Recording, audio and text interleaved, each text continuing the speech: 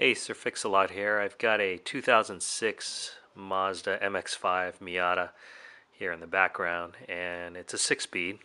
I'm going to be showing you how to change the manual transmission fluid as well as the rear end or differential fluid. And what I'm using, since it's a 6-speed, they're known to be notchy in second gear when they're cold. So I purchased on eBay 3 quarts. It actually doesn't take 3 quarts. I think it's something like 2.5 quarts of the Motorcraft full synthetic manual transmission fluid. This is the part number that you want to look up is XT-M5QS. So XT-M5QS.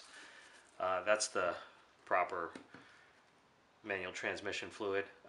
You could use Redline, but I'm hearing that this Motorcraft stuff works a little bit better, reduces that notchiness. And then in the rear end, I use a Redline 7590. This is not the NS.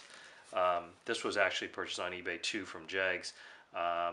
The part number that you want to look up is a 57904, and it's an AP GL-5, hypoid gear oil. The rear end uses a little bit less than a quart, so I'm hoping that we'll be able to do that just with that quart right there.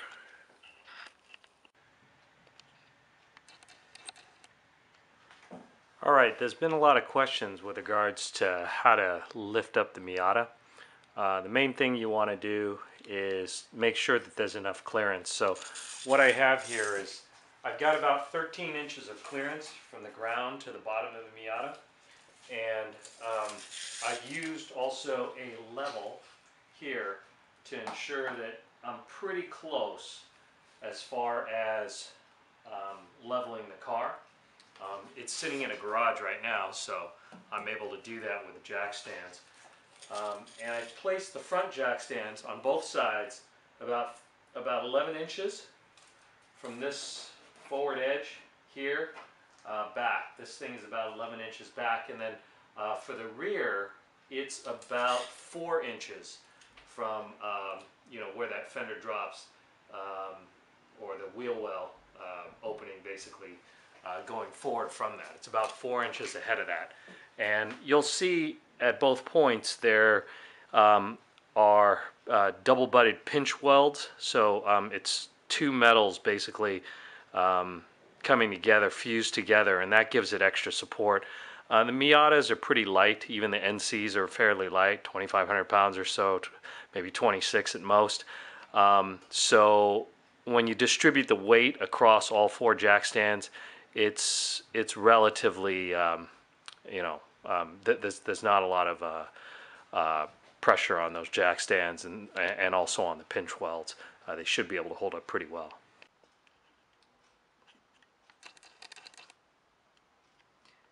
Okay, here we are at the front of the car.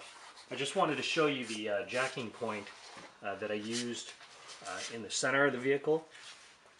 It's located right here. It has 2 small holes, but it's part of the front cross member here, and I used a jack. You can kind of see it in the background there. I used a snap-on jack with a 2x4 on the saddle just to lift it here.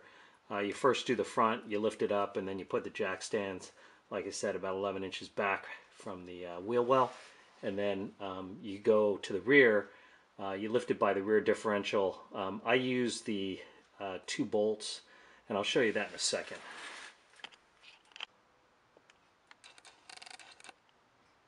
Alright, here we are at the back, and you can see the brace.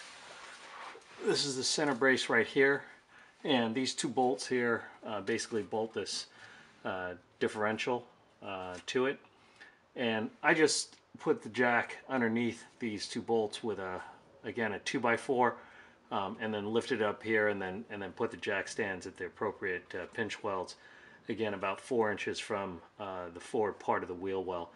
The manual says you can lift it on the differential itself, so that's another option you can use. So you do the fronts first, then you do the back, and in reverse, when you're lowering the car down, again, you just do the reverse. You do the rear first, you lower it, and then you go to the front and jack that up, remove the jack stands, and then lower the front. All right, safety first. You want to make sure that you have a jack either on the front or the rear jack point, depending on which side you're working or which end you're working on. If you have two jacks, place them under both. Bring it all the way up to where it's just about to lift the car, but not actually lifting the car. Make sure that the majority of the weight, or pretty much all the weight, is on the jack stands. But the safety of having a jack there is if for some reason the car moves off the jack stands, the jack will catch the vehicle either on the frame or near that frame in order to keep it from falling on you.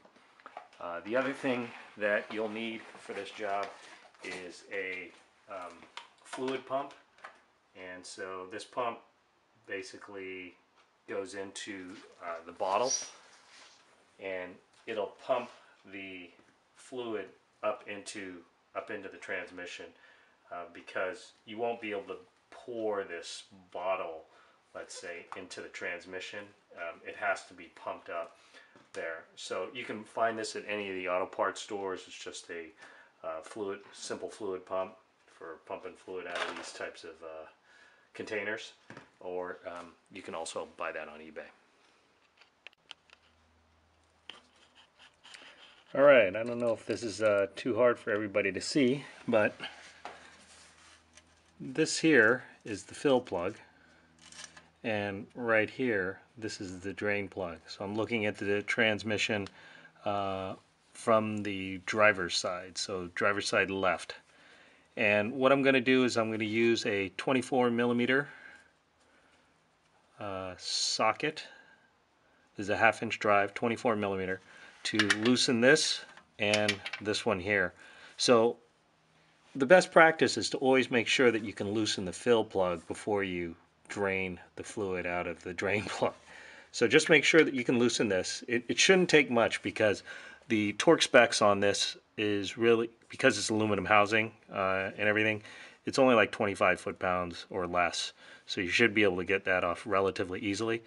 Just get that loose and then go ahead and drain this, and then go ahead and take this off and take this off. Just make sure you don't mix them up, and when you fully drain the transmission, it may take 15 minutes, 20 minutes, or something like that. Go ahead and clean up the bolts. I think one of them's magnetic and it might have some debris on it, so go ahead and clean that off before you put it back in. Another thing to do is they have washers. They have aluminum washers on them. If they're not galled up or flattened out too much, you can probably reuse them, but it's a good idea that after a couple of changes you do change that washer here and here. The interval to change manual transmission fluid is in the range of around 25,000 miles. I think that's best. You'll see in the forums there's various, some people say 20,000 if it's under super hard use, or 25,000 under super hard use, and you might be able to go a lot longer, maybe 40,000 or something like that, if you're just kind of street driving or something, and not treating the car too harshly. Okay, I apologize, I don't like to handhold a camera, but you can kind of see the fluid draining. Wasn't as black or anything like that as I thought it would be, and once you loosen that upper one, or take that out, it's going to drain very, very quickly.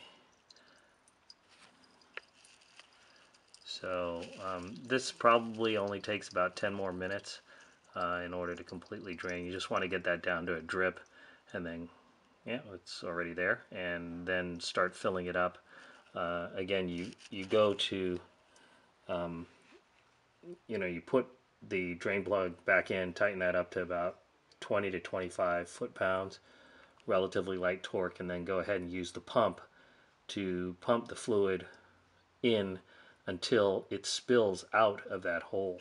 That's when you know you're at the limit. When it's coming back out of that hole is when you want to stop and then put that top plug back in, again at 20 to 25 foot-pounds. Alright, here's the drain plug, and this is going to be the same thing on the rear end. So here's the washer, but the drain plug itself is pretty dirty, so you just want to clean that off till it's nice and clean, and you know all the debris and particles are kind of on the t-shirt, let's say, or on the cloth, rather than on this, and then you go ahead and reinstall it after you complete the drainage of the transmission. So I want to show you quickly how this works. There's an attachment. They usually give you extra tubes like this, and you just attach it to the bottom of the pump here. I've got the shorter one on here because this will get to the bottom of this this unit, or this bottle. I'll use the longer one with the red line. You just screw this on the top here like this, and then you begin to pump the oil basically through here, and this will go into that top, this part will go into the top hole, and you just start pumping on the pump, and it'll eventually drain. This you have to switch it out, and again it's going to take about 2 to 2.5 quarts before it spills out. Okay, this is a view of the rear differential. Just a post-mortem on the transmission. It took about 2.25, so 2.25 quarts in order to fill. Then I've got the fill as well as the drain plug torqued down. It turned out to be only about 15 to 17 foot-pounds, so you don't really have to apply a whole lot. It's the same thing back here. This is aluminum housing to the differential. And we're looking at the top bolt here. They trick you a little bit. The bottom, the drain is 24 millimeter down here, but the top is 23 millimeter.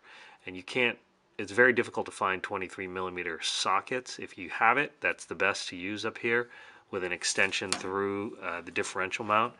But I'm going to go ahead and use a box end in order to loosen this, and hopefully once I get it loosened, then I'll be able to take that out. Again, it's best to remove this top one first and then remove the drain plug. Don't remove the drain plug until you have this one loosened up, otherwise you're going to be stuck.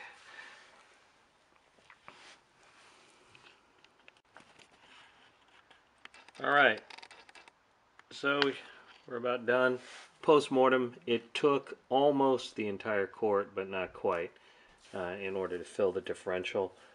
We've got the drain plug torqued down properly to about 15 foot-pounds, and then also the fill plug too.